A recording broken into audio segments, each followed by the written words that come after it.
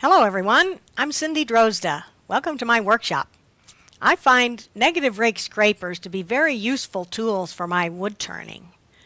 And I would like to offer a bit of an explanation and some details. When I refer to a tool as a negative rake scraper, I mean that it's being used as a scraper and has a bevel on both top and bottom. I'm going to measure the bevel angle of my negative rake scraper by measuring the included angle. That's the angle measured across both bevels. And this is a 50-degree included angle.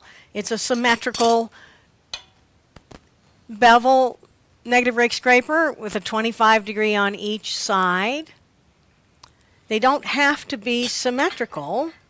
Here is one with 5 on the top and 60 on the bottom for a 65-degree included angle.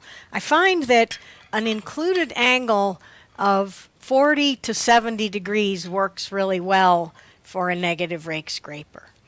And the burr created by sharpening on a grinder will make the cleanest and finest and least aggressive of cuts. Once the burr is gone, it takes more pressure to make the cut, and it's not going to be as clean or as free of tear out.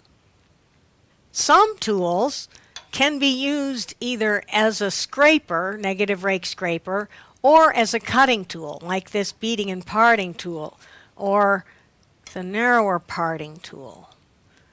I'm going to give you an example of that right now. With my beating and parting tool, I'm going to first use it as a cutting tool, peeling cutter.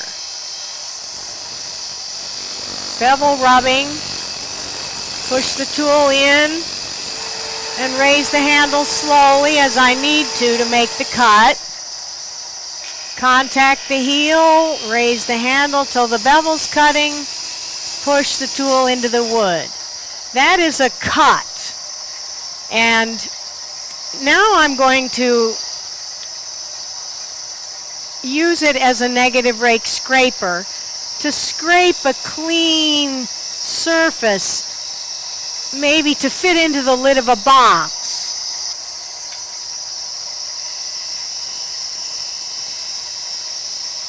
Here I have the handle level,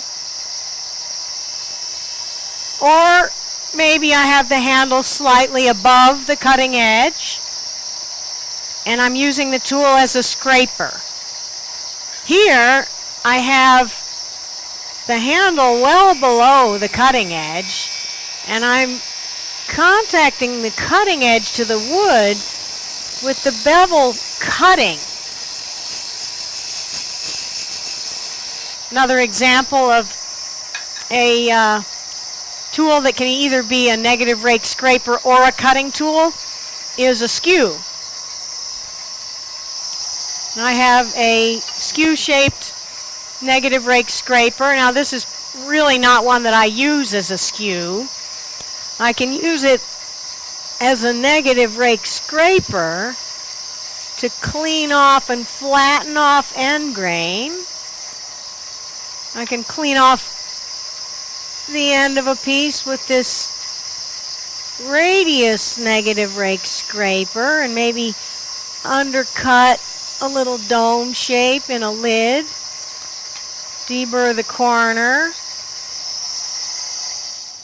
Now I would like to address something that always comes up in conversation about negative rake scrapers, and that is, what if I was to take this negative rake scraper here, and here's a single bevel scraper, a traditional scraper, if you will. Now, couldn't I just raise the handle on the traditional scraper so that the edge was being presented at the same angle as the top bevel on my negative rake and get the same result? You would think so, but actually I have found it not to be true. I have found that there is something different about having 3 planes on the tool. the plane of support where it's on the tool rest, and then two intersecting planes for the cutting edge that are not parallel to the plane of support. So I hope you'll try using negative rake scrapers. You'll find that they're less grabby than traditional scrapers and can make a really, really fine cut with that burr. Once the burr is gone, it takes more pressure to make the cut, and it's not going to be as clean. When you do take your single bevel scraper and try to make it into a negative rake scraper by putting a bevel on the top, be conscious of what the included angle on your new scraper is. You'll want an included angle of less than 90 degrees or the tool won't cut. And I prefer, like I said, 40 to 70 degrees. So that's my philosophy on negative rake scrapers. I have another video where I talk a little more about them and how I sharpen them. I hope you'll take a few minutes to check out my website, cindydrozda.com. And if you have any questions about wood turning, send me an email, cindy@cindydrozda.com. Thank you all for watching. Have a great day.